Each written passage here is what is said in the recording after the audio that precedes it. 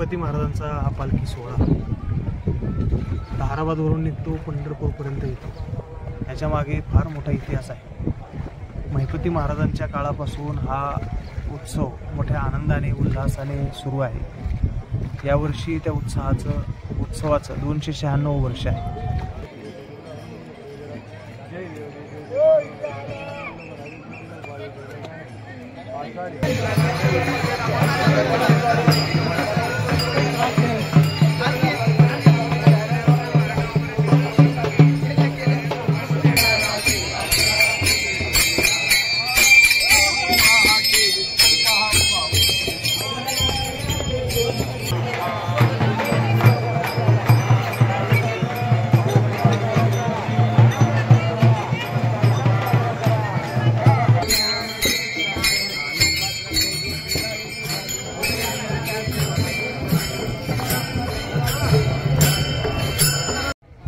रामकृष्ण हरी।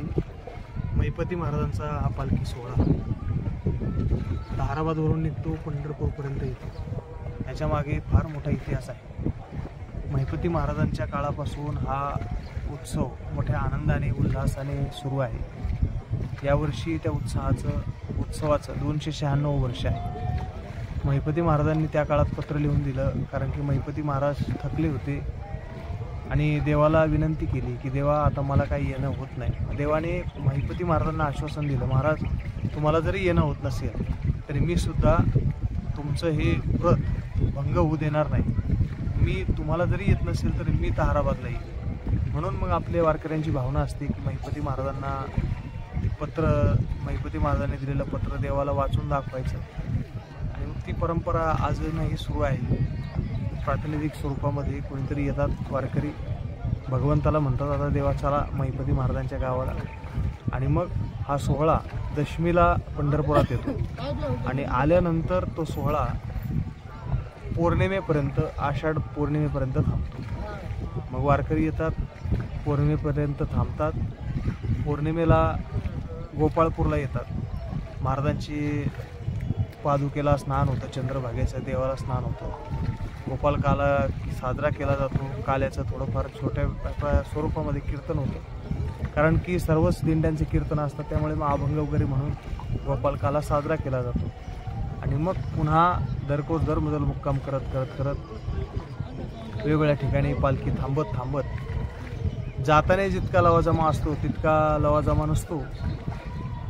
थोड्याफार प्रमाणात वारकरी कमी होतात, परंतु यावर्षीपासून आपण रथसुद्धा महिपती महाराजांचा आपण ठेवलेला आहे, आणि देवाला सुद्धा आपण मग त्या रथामध्ये ठेवून विनेकरी असतील, पताकावाले असतील, काही महिला मंडळ असतील, तुळशीवाले असतील, यांच्या समवेत हा पालखी सोहळा पुन्हा दरमजल मुक्काम करत येताना 15 दिवस आपल्याला लागतात, परंतु जाताना फार कमी दिवसामध्ये आपल्याला परत जावं लागतं।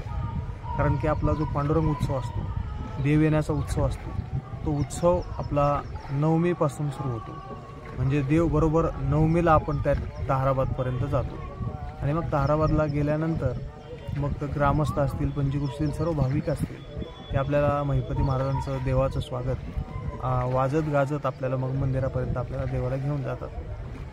आपला भाव असा असतो की देव आमच्यासोबत आहे, म्हणजे आम्ही म्हणतो पंढरपूरमधून देव आमच्यासोबत येतात, आणि तीच सद्भावना तेव्हापासून आत्तापर्यंत आहे, तीच परंपरा आपण या ठिकाणी टिकवत आहोत। रामकृष्ण।